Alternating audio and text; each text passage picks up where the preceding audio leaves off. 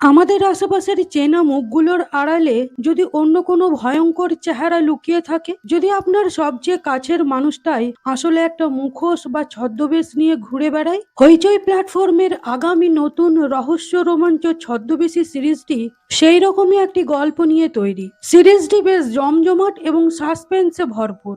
অভিরূপ সরকারের জনপ্রিয় উপন্যাস চৌধুরী বাড়ির রহস্য অবলম্বনে এবং অরিত্র সেনের পরিচালনায় তৈরি এই সিরিজটি দেখলে আপনাদের বেশ ভালো লাগবে। গল্পের মূল চরিত্র হলো আদিত্য মজুমদার, যেখানে অভিনয় করছে পরমব্রত।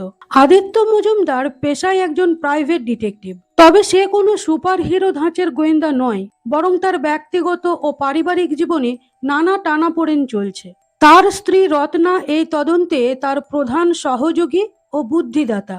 এই শহরের অত্যন্ত প্রভাবশালী একটি পরিবার এবং তার কেন্দ্রবিন্দুতে আছে এক সময়ের কিংবদন্তি অভিনেত্রী মন্দাকিনী চৌধুরী।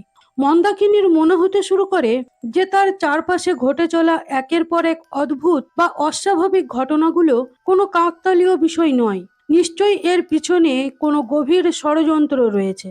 মন্দাকিনীর মনে হয় কেউ বা কারা তাকে মারবার চেষ্টা করছে।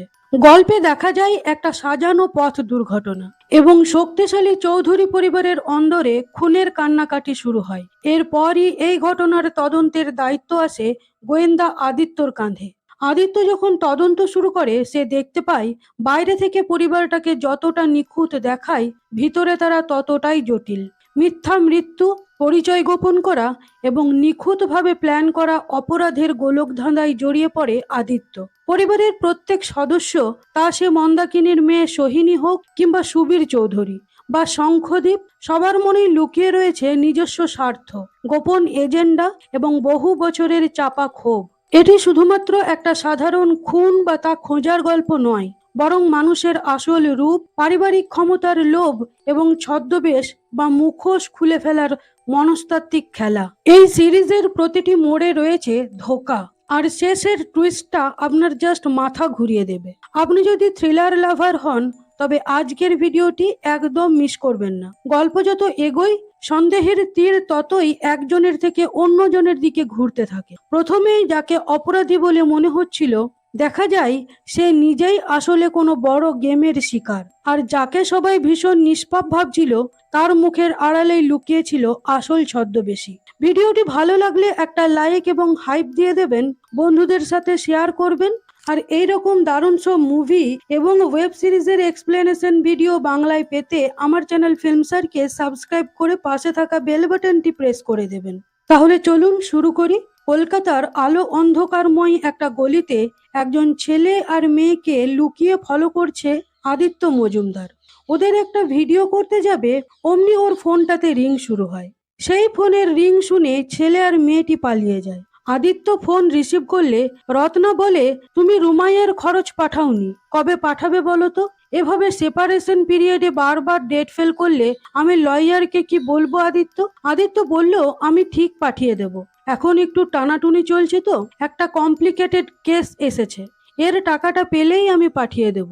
রত্না হলো আদিত্যর স্ত্রী, আর রুমাইয়া ওদের একমাত্র ফুটফুটে মেয়ে। কিছু ব্যক্তিগত কারণে আদিত্য আর রত্না সেপারেশনে থাকে।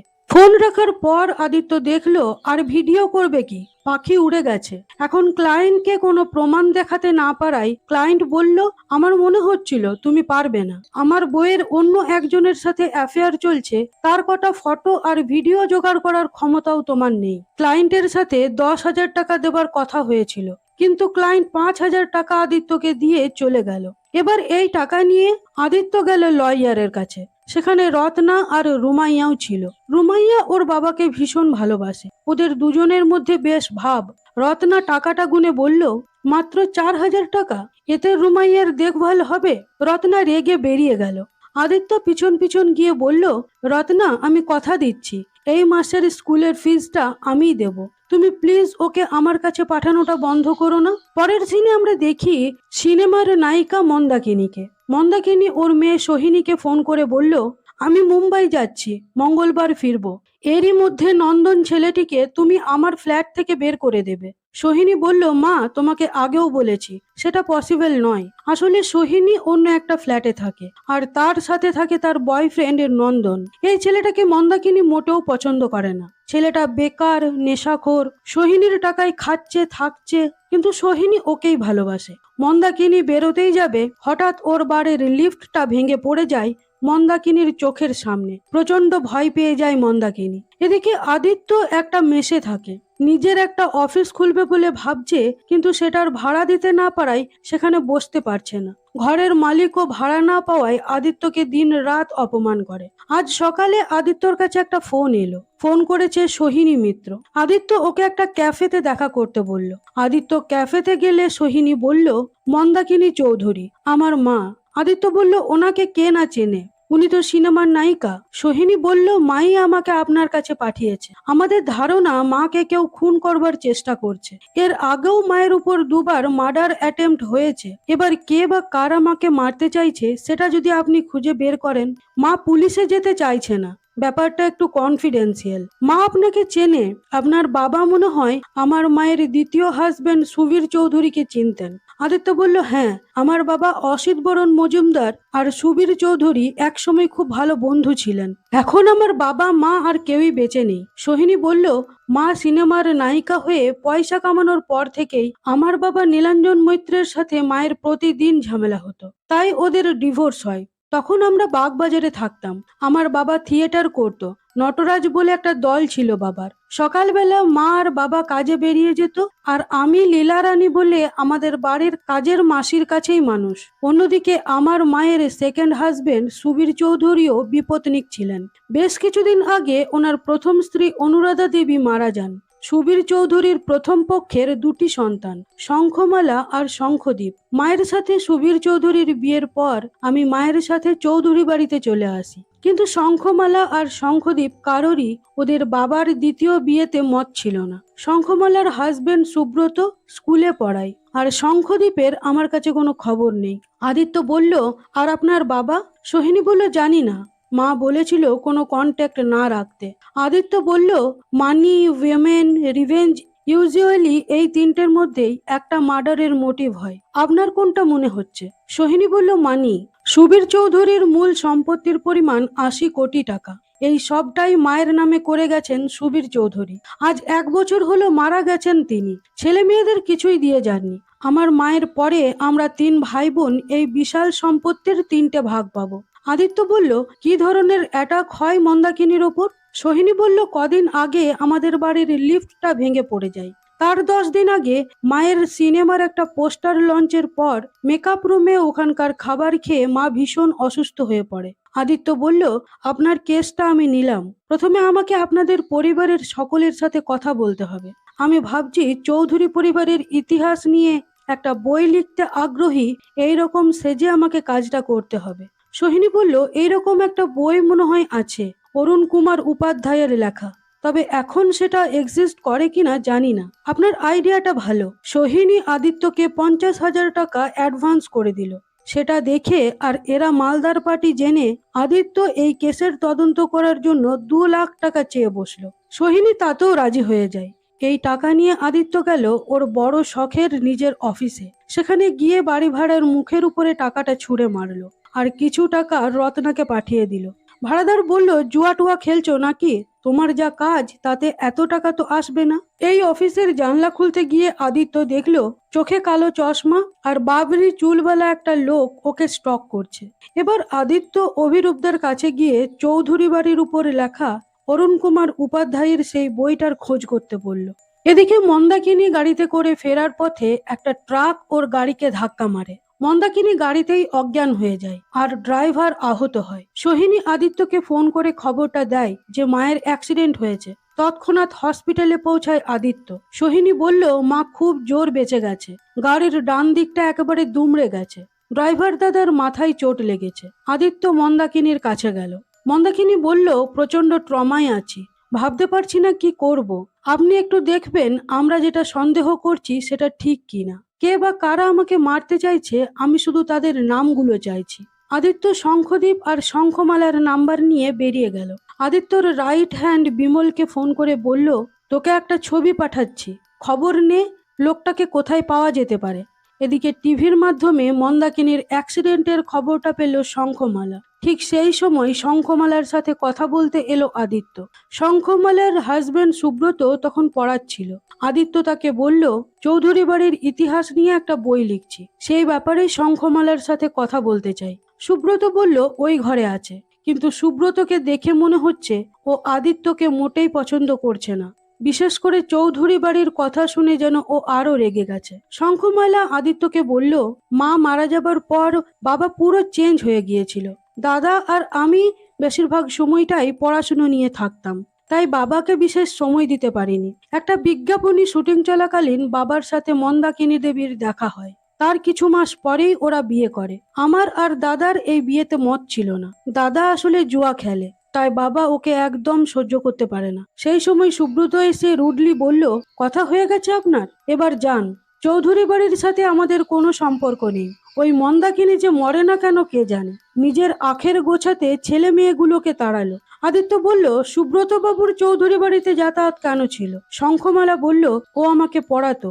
আদিত্য শঙ্খদ্বীপের খোঁজ করলে শঙ্খমালা বলল, দাদার সাথে আমার কোনো যোগাযোগ নেই। সুব্রত বলল, এবার যাবেন নাকি পাড়ার লোক ডাকবো? আদিত্য বেরিয়ে এলো। তখন অভিরূপদা আদিত্যকে ফোন করে বলল, চৌধুরী বাড়ি নিয়ে লেখা বইটা পেয়ে গেছি। রাত্রে আদিত্যর বাড়িতে এলো সোহিনী বাকি টাকাটার এগ্রিমেন্ট সাইন করতে। সোহিনী যাবার পর আদিত্য চৌধুরী বাড়ির লোকেদের একটা তালিকা বের করলো। সেই সময় রত্না ওর মেয়েকে নিয়ে আদিত্যর বাড়ি আসে। অ্যাস্ট্রেতে সিগারেটের দিকে তাকিয়েছিল রত্না, যেটা কিছুক্ষণ আগে সোহিনী খেয়ে গেল। আদিত্য বলল, মন্দাকিনী চৌধুরীর মেয়ে এসেছিল আমাকে একটা কেস দিতে। রত্না বলল, ওই বাতের রুগী কি তোমাকে অন্ধের যষ্টি করেছে? এটা বলেই রত্না চলে গেল। আদিত্য ভাবল, বাতের রুগীটা আবার কে? আদিত্য সারা রাত বইটা পড়ে জানতে পারল যে চৌধুরীদের উত্তরপুরুষ যারা, তারা কেউ মহিলাজনিত লোভের প্রকোপে পড়লে ক্রমশ পুরুষত্বহীন হয়ে পড়বে। স্টাডি টেবিলেই ঘুমিয়ে পড়েছিল আদিত্য। বিমল এসে ঘুম ভাঙিয়ে বলল, একটা বারে শঙ্খদ্বীপ রোজ ড্রিঙ্ক করতে যায়, বারটায় লুকিয়ে সব চলে, শিকাগো বার। কাল দেখলাম শঙ্খদ্বীপ একটা লোকের সাথে বসে ড্রিঙ্ক করছে। বেয়ারাকে জিজ্ঞেস করাতে বলল, লোকটা বেশ খতরনাক। লোকটার নাম মাইকেল ডিসুজা, আর শঙ্খদ্বীপ একটা মেয়ে ছেলের বাড়িতে থাকে, নাম মার্থা সেভিউ।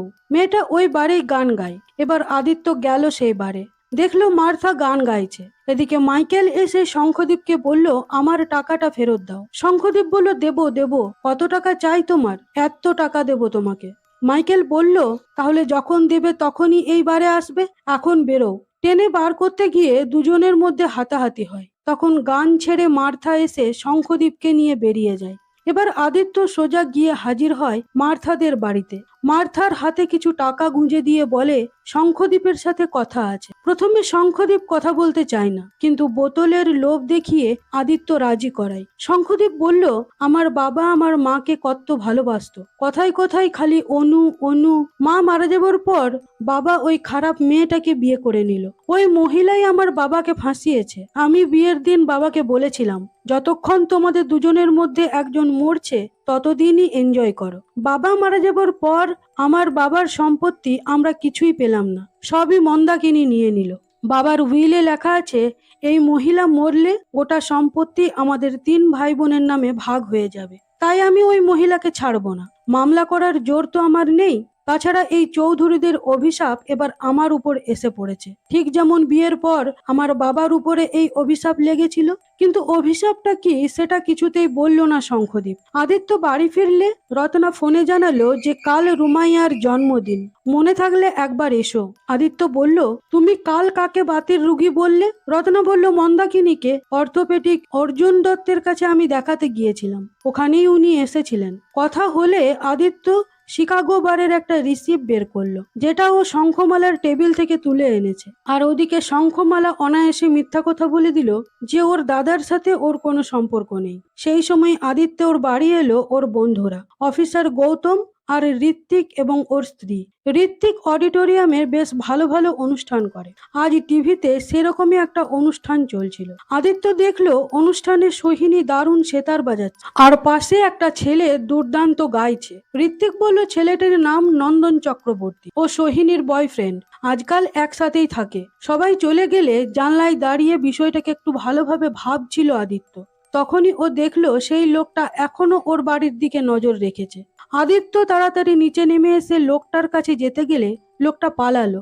উল্টো একটা গাড়ি প্রায় আদিত্যর গা ঘেঁষে চলে গেল আর আদিত্যর দিকে কিছু একটা ছুঁড়ে দিল। আদিত্য দেখলো একটা চিরকুট, তাতে লেখা রয়েছে কেসটা ছেড়ে দাও। ওদিকে শঙ্খমালা চৌধুরী বাড়িতে এসেছে ওর মায়ের রাখা কিছু জিনিস নিতে। কাপড় চোপড়ের সাথে বাক্সে একটা ডায়েরি চোখে পড়লো শঙ্খমালার। ও সেটা খুলে দেখলো ডায়েরিটা ওর বাবা সুবীর চৌধুরীর লেখা। লেখা আছে, আমি ভালো নেই, মন্দাকিনীকে খুশি রাখতে পারছি না, আমি মনে হচ্ছে সেই অভিশাপ আমার উপরেও এসে পড়েছে। শঙ্খমালা তা দেখে ওর দাদাকে ফোন করে একবার বাড়ি আসতে বলল। অন্যদিকে আমরা দেখি সেই বাবরি চুলওয়ালা লোকটা দুটো ছেলেকে একতারা নোট আর আদিত্যর ফটো দেখিয়ে বলল, একে একটু ভালো করে ঘষে দিবি। আদিত্য আজ আবার এসেছে মন্দাকিনীর সাথে কথা বলতে। ওদিকে মন্দাকিনী শঙ্খদ্বীপের সাথে ভিতরে কথা বলছে, তাই আদিত্য মন্দাকিনীর ড্রাইভারকে ডেকে পাঠালো। বইয়ের র্যাকটা দেখতে দেখতে কবিরাজ অনিমেষ সেনের লেখা ঘরোয়া কবিরাজি চিকিৎসার একটা বই চোখে পড়ল আদিত্যর। সেটা খুলতে আদিত্য দেখলো সেখানে কাগজে লেখা রয়েছে 13/2, আর এই পেজটা হলো সহবাস সংক্রান্ত। তখনই ড্রাইভার চলে আসে, বলে আমি 15 বছর এখানে কাজ করছি। আদিত্য বলল, সুবীর চৌধুরী আর মন্দাকিনী ম্যাডাম কেমন লোক ছিলেন? ড্রাইভার শৈলেন বলল, স্যার খুব ভালো মনের মানুষ ছিলেন, আর ম্যাডামকে কিন্তু সবাই পছন্দ করে না। আদিত্য বলল, আপনি এত অভিজ্ঞ ড্রাইভার, অ্যাক্সিডেন্টটা হলো কিভাবে? ড্রাইভার বলল, বুঝতেই পারলাম না, পুরো ফাঁকা রাস্তা, হঠাৎ পাশের রাস্তা থেকে একটা ট্রাক এসে আমাদের গাড়ির ডান দিকটাতে ধাক্কা মারে। এমনিতে ম্যাডাম পিছনের সিটে ডান দিকেই বসে, কিন্তু সেদিন কি ভাগ্য, ম্যাডাম বাঁ দিকে বসেছিলেন। ওদিকে শঙ্খদ্বীপ মন্দাকিনীকে চিৎকার করে বলল, তুমি যদি আমাকে টাকা না দাও তাহলে তোমার কি সাংঘাতিক বিপদ হবে তার কোনো আইডিয়াই নেই। আমার কাছে যেটা আছে সেটা যদি পাবলিক হয় তাহলে তুমি কোথায় গিয়ে দাঁড়াবে তুমি জানো তো? মন্দাকিনী চিৎকার করে ওকে চলে যেতে বলল, আর মন্দাকিনীর সেই চিৎকার শুনতে পেল আদিত্য। মন্দাকিনীর অ্যাসিস্ট্যান্ট এসে বলল, আজ ম্যাডাম আর কথা বলতে পারবে না, আপনি পরে আসুন। এবার আদিত্য আবার গেল শিকাগো বারে। মাইকেলের টেবিলে বসে বলল, এই শঙ্খদ্বীপ লোকটা বেশ ভোগাচ্ছে, কিছুতেই আমার টাকা ফেরত দিচ্ছে না। মাইকেল বলল, ও একটা বাজে লোক, কন্টিনিউ কদিন ধরে আমাকে বলে যাচ্ছে look for a Javed. Aditya বলল, এই জাভেদটাকে? মাইকেল বলল, সুপারি কিলার, এই শঙ্খদ্বীপ নিশ্চয়ই কাউকে মারবে। নামটাও আমাকে বলেছিল, কিন্তু এখন আমার নামটা মনে পড়ছে না। তখনই সেখানে মার্থা এসে বলল, কি ব্যাপার, আপনি তো ইতিহাস লিখবেন বলেছিলেন, এখানে কি করছেন? পুলিশের লোক টোক নন তো? আদিত্য ফেঁসে যাবার ভয়ে সেখান থেকে চলে গেল। এবার আদিত্য গেল একটা ফাংশনে, যেটা অ্যারেঞ্জ করেছে ঋত্বিক। গাইবে নন্দন আর বাজাবে সোহিনী। সোহিনী সেখানে আদিত্যকে দেখে অবাক। আদিত্য বলল, ঋত্বিক আমার বন্ধু, ওর কাছ থেকে জানলাম তোমার সাথেই থাকে নাকি নন্দন, আর তোমার মার সেটা পছন্দ ছিল না, সেটাও কিন্তু একটা পয়েন্ট। সোহিনী বলল, আপনি কি আমাকেও সন্দেহ করছেন? আদিত্য বলল, সেটাই তো আমাদের কাজ, আর আপনারও তো মোটিভ আছে তাই না? সোহিনী বলল, আপনার যা করার করুন। অনুষ্ঠান চলাকালীন অফিসার গৌতম আদিত্যকে ফোন করে বলল, তুই নীলাঞ্জন মিত্রর খবর নিতে বলেছিলি না, যার নটরাজ বলে একটা নাটকের দল ছিল? এখানে দুজন নীলাঞ্জন মিত্রর নাম রয়েছে, দুজনেই নাটক করে। একজন বুধঘাটে থাকে, আর একজনের ঠিকানা এখনো পাইনি, তবে খোঁজ নিচ্ছি। কথা বলতে বলতে আদিত্য দেখলো অডিটোরিয়াম ছেড়ে সবাই বেরিয়ে যাচ্ছে, তার মানে অনুষ্ঠান শেষ। করিডোর দিয়ে যাবার সময় একটা ঘরে সোহিনী আর নন্দনের মধ্যে ঝামেলা শুনতে পেল আদিত্য। নন্দন সোহিনীর কাছ থেকে আরো টাকা চাইছে। সোহিনী বলল, অত টাকা আমি কোথায় পাবো, বারবার কত মায়ের কাছে টাকা চাইবো? নন্দন বলল, তা আমি জানি না, তুমি সেরকম একটা কিছু ব্যবস্থা করো। আজ সকালে মন্দাকিনী গাড়ি থেকে নামবার সময় আদিত্য দেখলো ওর বা পাটা ফেলতে কষ্ট হচ্ছে। আদিত্য মন্দাকিনীকে বলল, উইল অনুযায়ী আপনার 3 ছেলে মেয়েই কিন্তু আপনাকে মারতে পারে। মন্দাকিনী বলল, সেই ভয়েই তো সোহিনীকে আপনার কাছে পাঠিয়েছিলাম। আদিত্য বলল, সোহিনীর বয়ফ্রেন্ড নন্দন বা শঙ্খমালা বা শঙ্খদ্বীপ, এরা কি কেউ আপনার কাছ থেকে টাকা চেয়েছে? মন্দাকিনী বলল, হ্যাঁ, আমি সবাইকে যথাসাধ্য ভালো কেয়ারে রাখার চেষ্টা করেছি। যাই হোক, আপনি ইনভেস্টিগেশনটা শুরু করুন। 3-4 দিনের মধ্যে ওটা শেষ করে রিপোর্টটা অবশ্যই জমা করে দেবেন। টাকার চিন্তা করবেন না। মেয়ের জন্মদিনের গিফট কিনছিল আদিত্য। সেই লোক দুটো তখন থেকেই ওকে ফলো করে যাচ্ছে। এরপর আদিত্য গেল সুবীর চৌধুরীর উকিলের কাছে। উকিল বলল, সুবীর ওর সমস্ত প্রপার্টি মন্দাকিনীকে দিয়ে গেছে। এরপর মন্দাকিনী না থাকলে সম্পত্তি 3 ভাগে ভাগ হবে। তবে সুবীর চৌধুরী এই উইলে একটা শর্ত রেখেছে। সুবীরের অবর্তমানে মন্দাকিনী যদি আবার বিয়ে করে বা কারোর সাথে অ্যাফেয়ার করে, তাহলে মন্দাকিনী সমস্ত সম্পত্তির মালিকানা হারাবে। এটা আমরাই দেখাশুনো করব যে মন্দাকিনীর কারোর সাথে কোনো সম্পর্ক হয়েছে কিনা। রাত্রে মেয়ের জন্য গিফট নিয়ে রত্নাদের বাড়ি যাবার পথে খালি রাস্তায় ওই ছেলে দুটো আদিত্যকে বেধড়ক পেটালো। ফলে আদিত্য অজ্ঞান হয়ে যায়। পরের সিনে আমরা দেখি শঙ্খদীপ এসেছে শঙ্খমালার কাছে। শঙ্খমালা ওর বাবার সেই ডায়েরিটা দীপকে দেখালো। দীপ সেটা পড়ে বলল, এখনই মন্দাকিনীকে ফোন কর। মন্দাকিনী ফোন ধরলে শঙ্খদীপ বলল, আমার বাবার জীবনটা নিয়ে তুমি খেলেছো, এবার আমার হাতে তোমার মৃত্যুবাণ চলে এসেছে। তুমি সামনাসামনি বসে দেখা করে সমস্তটা হিসেব করো, নইলে তুমি মরবে। এদিকে অফিসার গৌতম যখন বারবার করে আদিত্যকে ফোনে পেল না, তখন ফোন ট্র্যাক করে ঘটনাস্থলে এসে দেখে আদিত্যর ওই অবস্থা। গৌতম আদিত্যকে ঋত্বিকের বাড়িতে রেখে যায়। জ্ঞান ফিরলে আদিত্য দেখলো সামনে রত্না আর রুমাই বসে আছে। দেখে বোঝা যাচ্ছে রত্না খুবই আপসেট আর ভয় পেয়ে আছে। ওরা সেপারেট থাকলেও ওদের দুজনের মধ্যেকার প্রেমটা যে মরেনি তা ওদের কথাবার্তাতেই বোঝা যাচ্ছে। যাই হোক, রত্না চলে যাবার পর আদিত্য বসেছিল একাই। ওর মাথায় তখন ঘটনাগুলো পর পর ভেসে উঠছে। এরপর সেখানে আসে সোহিনী। খবর পেয়ে এসেছে দেখা করতে। সোহিনী বলল, এটা কি স্ন্যাচিং? আদিত্য বলল, না, হুমকি। আমি যাতে ইনভেস্টিগেশনটা কন্টিনিউ না করি সেটা বোঝানোর চেষ্টা। আপনার মায়ের সন্দেহটাই ঠিক। শৈলেনবাবু কি ছুটিতে গেছেন? আপনি দেখলাম আপনার মাকে গাড়িতে করে নিয়ে এলেন। আপনার মায়ের বাঁ পায়ে কি আর্থারাইটিস আছে? দেখলাম উনি ধরে ধরে গাড়ি থেকে নামছেন। সৈনী বলল, হ্যাঁ, ড্রাইভার দাদা গ্রামে গেছে, তাই আমি গাড়িটা চালাচ্ছিলাম, আর মায়ের পায়ে আর্থারাইটিস আছে। পরের দিন কম্পিউটারে কি দেখার পর বিমলকে সাথে নিয়ে আদিত্য গেল থানায়, কারণ অফিসার গৌতম আদিত্যকে যারা মারধর করেছিল সেই ছেলেগুলোকে ধরেছে। আদিত্য ছেলেগুলোকে বলল, তোদের কে পাঠিয়েছিল? ছেলেগুলো বলল, লোকটার চোখে চশমা আর বাবরি চুল ছিল। লোকটার নাম ঠিকানা আমরা কিছুই জানি না। লোকটা আপনার ফটো আর টাকা দিয়ে বলেছিল আপনাকে একটু ঘষে দিতে। গৌতম আদিত্যকে সোহিনীর বাবা নীলাঞ্জন মৈত্রের ফোন নাম্বারটা দিল। বলল লোকটার বাড়ি জনাইয়ে। কিন্তু নীলাঞ্জনের বাড়ি গিয়ে আদিত্য জানতে পারলো যে নীলাঞ্জন প্রায় 4 মাস ধরে এখানে থাকেই না। আদিত্য আবার চৌধুরী বাড়িতে গেল, কারণ মন্দাকিনী ডেকে পাঠিয়েছে। সেখানে গেলে আদিত্যকে অবাক করে দিয়ে মন্দাকিনী বাকি টাকাটা দিয়ে বলল, ইনভেস্টিগেশন আর কন্টিনিউ করতে হবে না। আমার ভয় লাগছে ওরা তোমারও কোনো ক্ষতি না করে ফেলে। কেউ বা কারা যে আমাকে মারতে চাইছে সেটা তো জলের মতো পরিষ্কার। আদিত্য বলল, সেই কেউ বা কারাটা যে কে সেটা তো আমাকে জানতে হবে। মন্দাকিনী বলল, তার আর দরকার নেই, তুমি আমাকে রিপোর্টটা দিয়ে দাও। তাতে লিখে দাও যে আমাকে মারার চেষ্টা করা হচ্ছে। সেই রিপোর্টটা আমি আমার লয়ারকে হ্যান্ড ওভার করবো। ইনকেস যদি আমার কিছু হয় তখন ওরা কেসটা হ্যান্ডেল করে নেবে। আদিত্যর মনটা ভেঙে গেল। ও তদন্তের প্রায় শেষের দিকেই ছিল। আদিত্য চলে যাবার সময় দেখলো সুব্রতও কোনো একটা ডায়েরি নিয়ে মন্দাকিনীকে ব্ল্যাকমেল করছে। এবার আদিত্য সোহিনীকে বলল, আমার উপর হওয়া আঘাতটা এত সহজে আমি ভুলবো না, তাই এবার আমি নিজের জন্যই এই কেসটা তদন্ত করব। অভিরূপদা এসছে আদিত্যর বাড়ি। আদিত্য বলল, চোখের সামনে সবটাই আছে, কিন্তু আমি কিছু একটা মিস করে যাচ্ছি, দেখতে পাচ্ছি না। বিন্দুগুলোকে জুড়তে পারলেই ছবিটা তৈরি হবে, কিন্তু সেটাই আমি পারছি না। কেসটা হঠাৎ বন্ধ করে দেওয়া হলো কেন?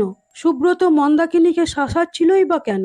অভিরূপদা বলল, আরে এই সুব্রতই তো লাইব্রেরিতে গিয়েছিল চৌধুরী বাড়ির বইটা ইস্যু করতে, কিন্তু ও মেম্বার নয় বলে দেওয়া হয়নি। কথাটা আমি তোকে বলতে ভুলেই গিয়েছিলাম। তখনই বাড়িতে এলো রত্না আর রুমাই। আর অন্যদিকে আমরা দেখি আবার মন্দাকিনীর গাড়ি অ্যাক্সিডেন্ট হয়েছে। এবার পুরো গাড়িতে আগুন লেগে গেছে। পরদিন সকালে গৌতম আদিত্যকে ফোন করে বলল, মন্দাকিনী কাল রাত্রে গাড়ি অ্যাক্সিডেন্টে মারা গেছে, তুই একবার থানায় আয়। সোহিনীও এসেছে।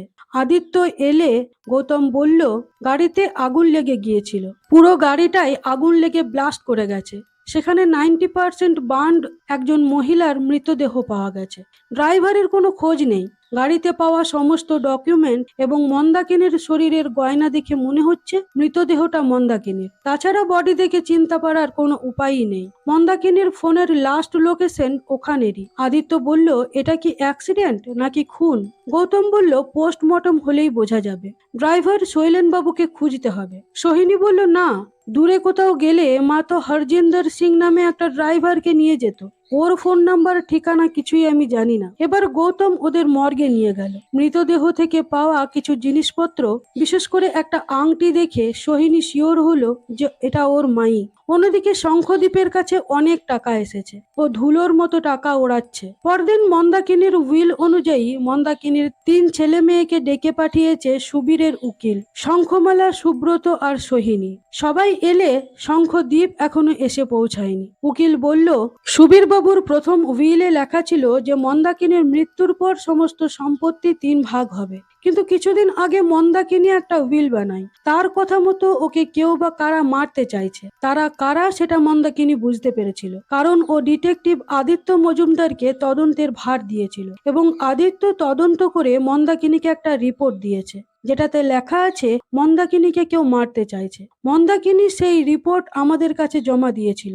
এখন এখানে তোমরা ছাড়াও আরো একজন রয়েছে, সৌরাশিস ঘোষ। পিস ইন্টারন্যাশনাল নামে যে একটা এনজিও আছে, সেটার ইন্ডিয়ার পার্টটা ইনি দেখাশোনা করেন। কিছুদিন আগে মন্দাকিনী উইলটা চেঞ্জ করেছিল। তাতে লেখা আছে যে ওর মৃত্যু স্বাভাবিক হলে তার সম্পত্তি 3টে সমান ভাগ হবে, কিন্তু যদি অস্বাভাবিক মৃত্যু হয় তাহলে তার সম্পত্তি চলে যাবে ওই পিস ইন্টারন্যাশনাল নামের এনজিওতে। সোহিনী, শঙ্খমালা, সুব্রত তো হয়ে গেছে। এবার শঙ্খদ্বীপ সেখানে এসে এই উইলের কথা শুনে তো রেগে আগুন। পরদিন রত্না বাড়িতে এলে আদিত্য বলল, সুবীর চৌধুরী যে বুড়ো বয়সে বিয়েটা কেন করতে গেল?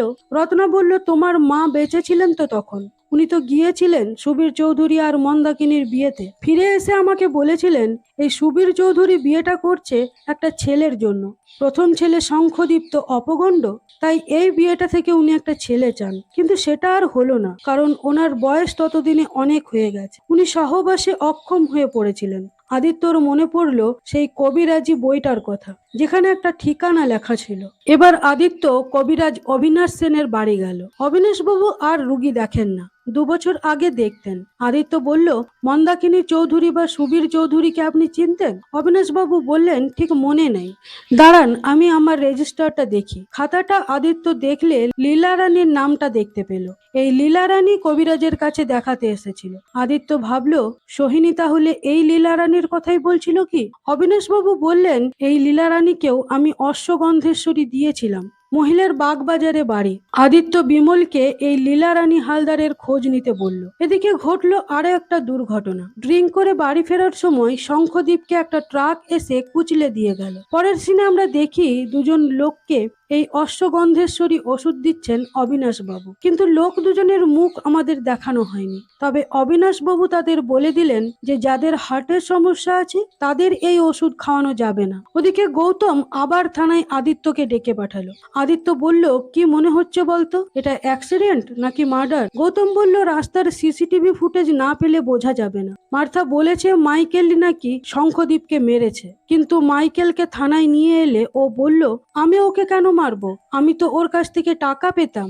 দীপের ফোন নাম্বার ট্র্যাক করলে লাস্টে একটা নাম্বার পাওয়া গেল, যেটা থেকে মারা যাবার দিন বহুবার ফোন করা হয়েছে। গৌতম বলল, এই নাম্বারটার খোঁজ করতে হবে। আদিত্য বলল, পিস ইন্টারন্যাশনাল এনজিওর ব্যাপারে কিছু জানতে পারলি? গৌতম বলল, ওটা মরিশাস বেস। অনিল সিথানান আর তার স্ত্রী মায়া সিথানান ওটা চালায়। এই দিকটা দেখাশোনা করে সৌরাশিস ঘোষ। এবার গৌতম পুলিশ টিম নিয়ে গেল মার্থার বাড়ি সার্চ করতে। সেখানে কতগুলো চাবি পাওয়া গেল। আদিত্য বলল, সব চাবিগুলো সিজ করত। এগুলোর মধ্যে একটা ব্যাংকের লকারের চাবি থাকতে পারে। খুন হবার আগে শঙ্খদ্বীপের হাতে অনেক টাকা এসেছিল। ওকে কাউকে ব্ল্যাকমেল করছিল? যদি তাই করছিল তবে সেটা কি? এবার বিমল এসে বলল, লীলা রানী হালদারের বাড়ি গিয়েছিলাম স্যার। উনি বললেন যে হ্যাঁ, আমি গিয়েছিলাম কবিরাজের কাছে, ওষুধও এনেছিলাম, কিন্তু আমার স্বামীর যেহেতু হার্টের প্রবলেম ছিল তাই ওষুধটা আমি খাওয়াইনি। আর আমি তো মন্দাকিনী দিদিকে ওই ওষুধের কথাটা বলেছিলাম। বিমল বলল, শঙ্খদ্বীপের কাছে ইদানিং তাড়া তাড়া নোট এসেছিল, আর মার্থার কাছেও হঠাৎ করে অনেক টাকা এসেছে। এলিয়েট রোডে মার্থার বোন সুজানের একটা রোলের দোকান আছে, মার্থা সেখানে টাকা ঢেলেছে। ঠিক তখনই গৌতম ফোন করে বলল, ওই চাবিগুলোর মধ্যে একটা চাবি ব্যাংক অফ বেঙ্গলের একটা লকারের, মার্থার নামেই আছে। সেখানে একটা ডায়েরির কিছু পাতা পাওয়া গেছে। এবার মার্থাকে থানায় ডেকে আদিত্য বলল, তুমি আর শঙ্খদ্বীপ এত টাকা কোথায় পেলে বলো তো? মার্থা বলল, শঙ্খদ্বীপের কাছে একটা ভ্যালুয়েবল ডায়েরি এসেছিল, সুবীর চৌধুরীর ডায়েরি। এরপর থেকেই শঙ্খদ্বীপ মন্দাকিনীকে ব্ল্যাকমেল করতে শুরু করে, কিন্তু ডায়েরিতে কি লেখা ছিল সেটা আমি জানি না, ও আমাকে কিছুই বলতো না। এবার সুবীর বাবুর সেই ডায়েরি পড়ল আদিত্য। তাতে লেখা রয়েছে, আমি আর পারছি না এই অপমান সহ্য করতে, আমি মন্দাকিনীকে সুখ দিতে পারছি না, আমি একটা পুত্র সন্তান চাই, কিন্তু আমি পারছি না। মন্দাকিনী আমাকে একটা কবিরাজের ওষুধ দিয়েছিল, কিন্তু ওগুলো খেলে আমার প্রচন্ড বুকে ব্যথা হয়, অশ্বগন্ধেশ্বরী খেলেই আমার হাঁপ ওঠে। আদিত্য বলল, আমি বুঝতে পারছি না এটাতে এমন কি আছে যেটা দিয়ে মন্দাকিনীকে ব্ল্যাকমেল করছিল শঙ্খদ্বীপ। মন্দাকিনী তার মানে সুবীরকে নিয়েই কবিরাজ অবিনাশ সেনের কাছে গিয়েছিল, কিন্তু অবিনাশ সেনের রেকর্ডে সুবীর চৌধুরীর নামের উল্লেখ নেই কেন? তাহলে কি ওরা ছদ্মবেশ নিয়ে গিয়েছিল? এদিকে রত্না এসে কথায় কথায় বলল, তুমি শিওর যে সুবীর চৌধুরী হার্ট অ্যাটাকেই মারা গিয়েছিল? অন্যদিকে সোহিনী আদিত্যকে বলল, নন্দন পুনে চলে যাচ্ছে, ও একটা চাকরি পেয়েছে, আর আমিও চলে যাচ্ছি আমেরিকা।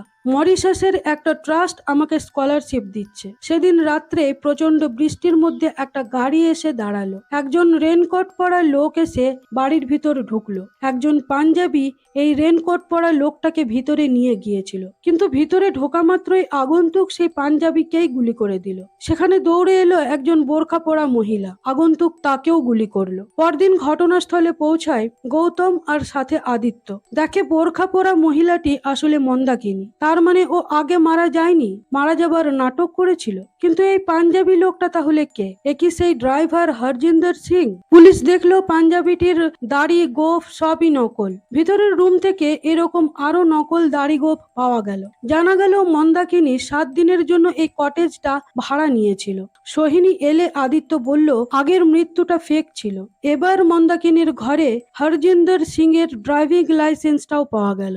আদিত্য বলল, ড্রাইভারকে ছদ্মবেশ নিতে হলো কেন, আর মারা যাবার নকল নাটকটাই বা সাজালো কেন? তখনই আদিত্যর মাথায় স্ট্রাইক করলো, সোহিনী বলেছিল ওর বাবা নীলাঞ্জন থিয়েটার করত, আর মনে পড়ল ওই লোকটাকে, যে লোকটা সমানে ওকে ফলো করছিল, সেও নকল চুলদাড়ি পরে ছদ্মবেশ ধরেছিল।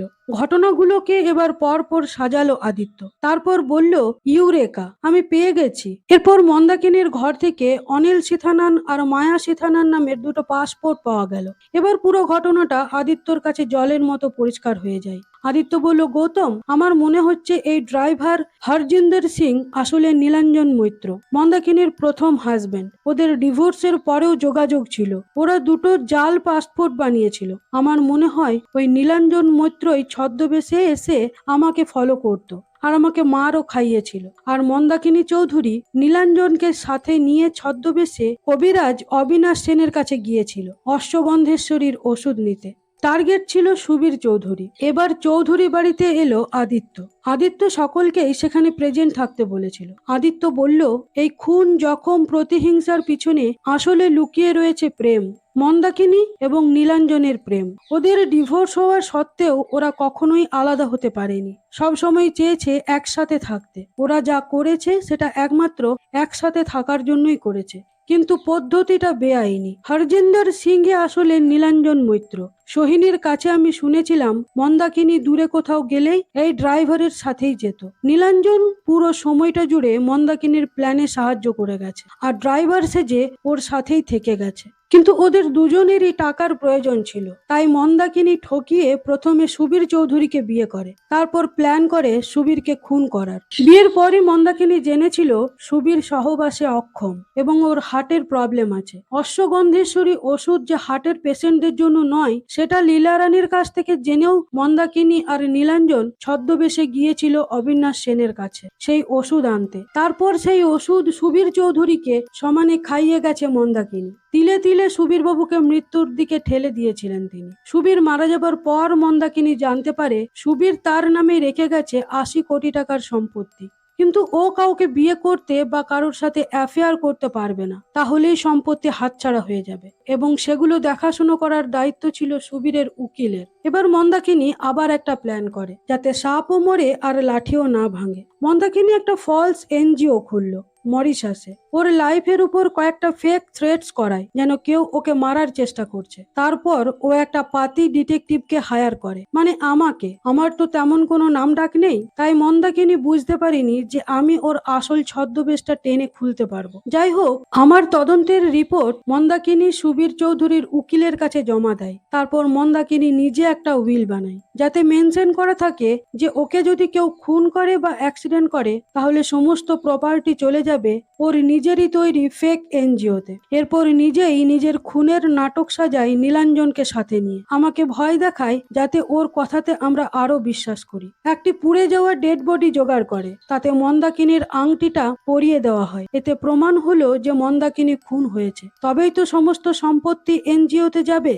সবকিছু প্ল্যান মতো ঠিকঠাকই চলছিল, কিন্তু সমস্যা হয়ে গেল শঙ্খদ্বীপের হাতে ওই ডায়েরিটা এসে যাওয়ায়। শঙ্খদ্বীপেরও যেহেতু সহবাসে সমস্যা হতে শুরু করেছিল, তখন ও বুঝতে পারে যে এটা ওদের বংশগত প্রবলেম। এরপর ও খোঁজ খবর নিয়ে মন্দাকিনীর প্ল্যানটা, মানে মন্দাকিনী যে ওর বাবাকে মেরেছে এটা প্রায় বুঝে ফেলেছিল।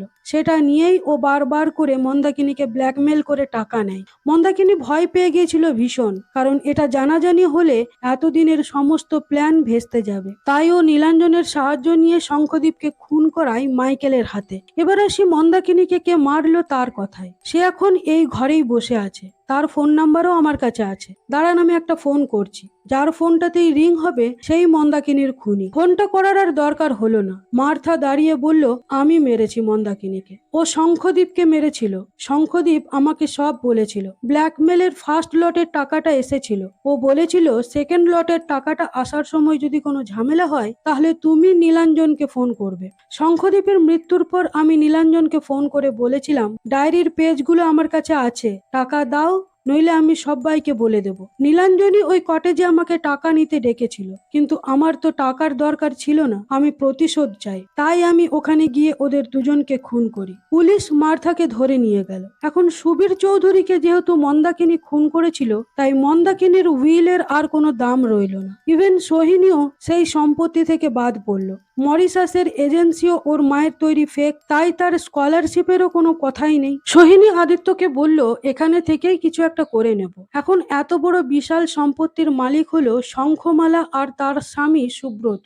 কিন্তু শঙ্খমালা সোহিনীর কাছে এসে বলল, তুমি তো মন্দাকিনী দেবীর মেয়ে, তোমার মা দোষ করে থাকলেও তুমি তো দোষী নও, তাই এই সম্পত্তির অর্ধেক আমি তোমাকে দিতে চাই। ব্যাস, এই এত বড় হাই প্রোফাইল কেস সলভ করার জন্য টিভিতে, পেপারে, সব জায়গায় এখন প্রাইভেট ডিটেকটিভ আদিত্য মজুমদারের জয় জয়কার। রত্নাও খুব খুশি হলো আদিত্যর এই কাজে। ও আদিত্যকে কংগ্রাচুলেশন জানাতে এলো। আর এইবার সেই ভাড়াটিয়া যে কথায় কথায় আদিত্যকে অপমান করত, সে যেচে এসেছে ওই বাড়িটা আদিত্যর অফিস বানানোর জন্য। যাই হোক, আদিত্যরও বহুদিনের স্বপ্নটা পূর্ণ হলো। আর এখানেই কাহিনীটাকেও শেষ করা হয়েছে। ভিডিও ভালো লাগলে অবশ্যই একটা লাইক, কমেন্ট আর হাইপ করে দেবেন। আবার দেখা হচ্ছে পরের ভিডিওতে। ততক্ষণ ভালো থাকুন, সুস্থ থাকুন। ধন্যবাদ।